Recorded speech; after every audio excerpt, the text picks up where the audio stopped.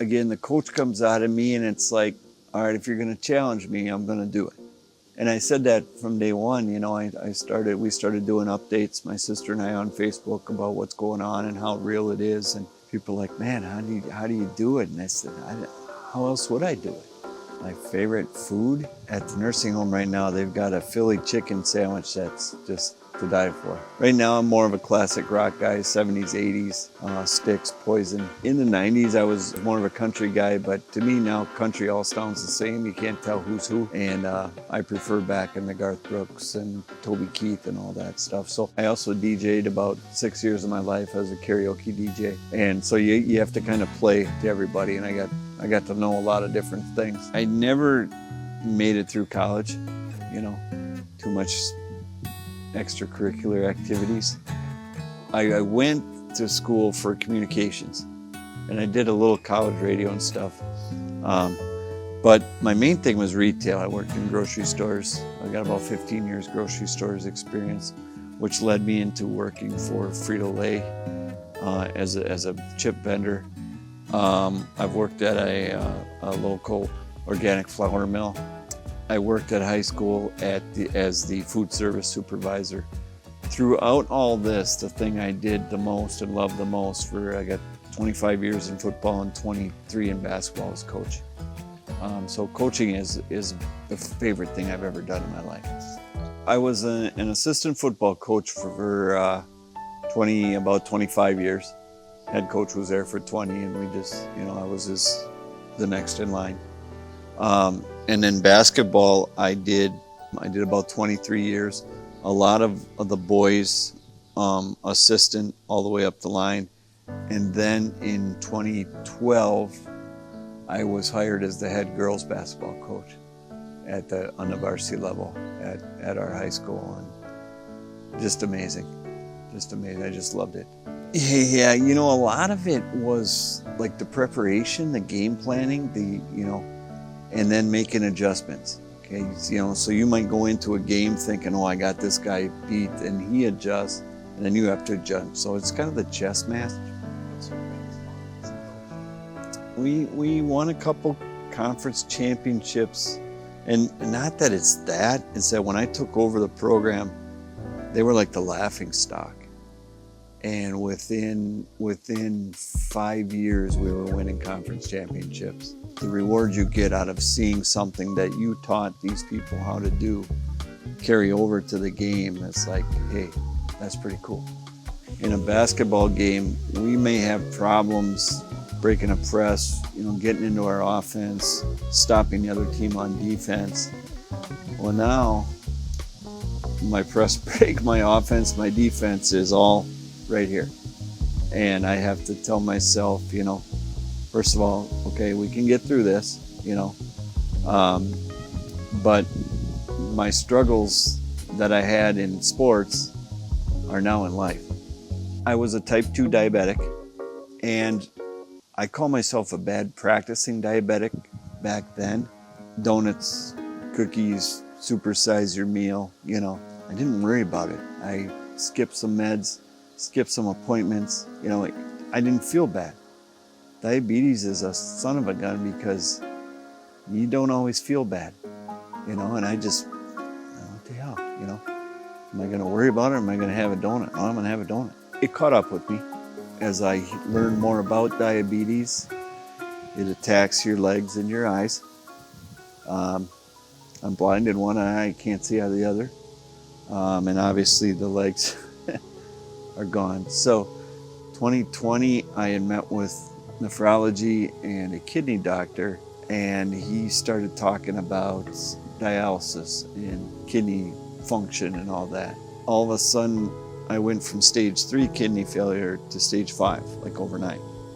And they're like, you need to come in now, we're hooking you up for dialysis, and we're going. I've been on dialysis since 2020. Here in 23, I went back to the hospital. I had a stroke at the end of August. I went home September 9th, and on September 18th, I had my sock off and my whole foot was as black as my shoe. So they said, you don't have a say in this. You're going up to OR. We're taking below the ankle. Eventually, we're going to take below the knee. But right now, this has got to come off. So we did below the ankle on the 18th of September, 23. The 20th, we did below the knee.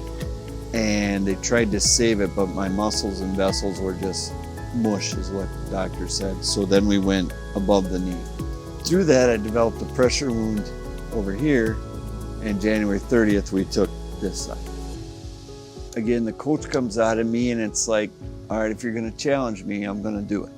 And I said that from day one. You know, we started doing updates, my sister and I, on Facebook about what's going on and how real it is. And people are like, man, how do you do it? And I said, how else would I do it?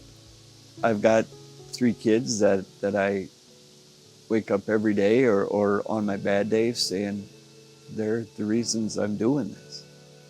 And they're easy to do it for. You know?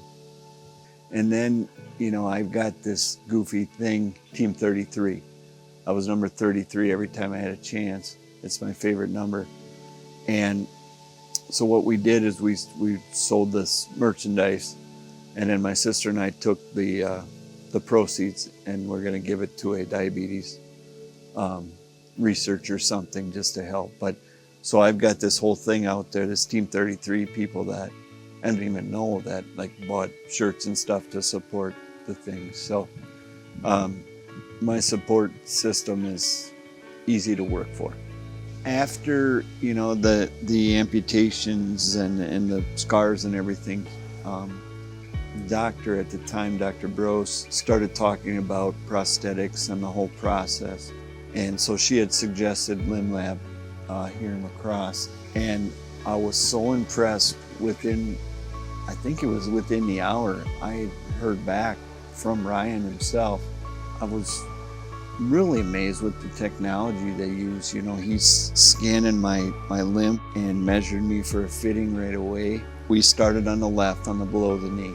Had it all measured and ordered, and a week later I was back with this leg on, you know, that I was like, holy man.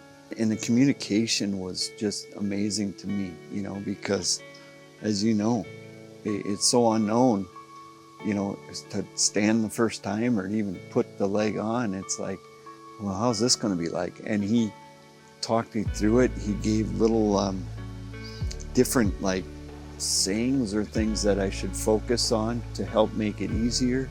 I just have a lot of respect. I've been so impressed with the whole process of Limb Lab, the communication.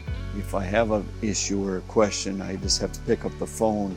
But he came out, met my therapist, gave my therapist some things that we should try that I've been using since the first day I walked. So once the initial pain went away, it was just wow. it was a wow moment, you know. But again, the adjustments he made to take that pain off of there, he knew right away. You know, I stood up the first time, I was like, oh, ouch. You know, he said, pain, where's it at? I said, right here. And he said, yep, let me go take it, make the adjustments, bring it back. And he got rid of it just by what he did. They're willing to go the next step, if you pardon the pun. So easy to work with. You know, it's simplified just by who they are and what they're willing to do for you. The kind of the similarities to what I'm going through in coaching, as we kind of talked about before, when I'm able to walked up 18 stairs and down the other day, when I'm able to do that and see where I progressed from not being able to do a stair to now I'm doing 18 of them up and down, that's kind of risk reward. It's amazing. And it's like, that's why you don't give up. That's why you just keep going through things. Jim Valvano, the great coach, gave that speech once, don't give up, don't ever give up. And I have tried to echo that, you know, for the 30 years since I've heard it. When the chips are down, you can get through it. There's ways to do it. It takes some adjusting and some work, but don't ever just give up on anything. And that's probably the biggest thing that I would want my kids or anybody to realize. If some of the students were, they will be watching this video, I'm sure. What would your message to them be now, looking back? It's funny with in the last year, with all my health issues happening, I have some that'll reach out to me. And the nice thing is that when I was going through all this stuff, it was now my players turning around and giving me the pep talks that I used to give them. And so, they've been able to see my progress, and they've been right there behind me. And that's cool too, to hear back from them saying, "Come on, coach, you got this now," or "Hey, remember when you told us, I don't know, something going into a big game? Now it's us telling it to you." So I almost appreciate that as much as seeing what I was doing for them. They're now doing it for me on the flip side. It's amazing. And even when I was going through amputations, I had a former player who worked in the pre-op, and she'd come in and give me one of those pep talks, and the emotions just ran wild. The tears, the just emotions of seeing her caring enough to come back, and then using words that I might have used on them, how many years ago. It's amazing. It's amazing.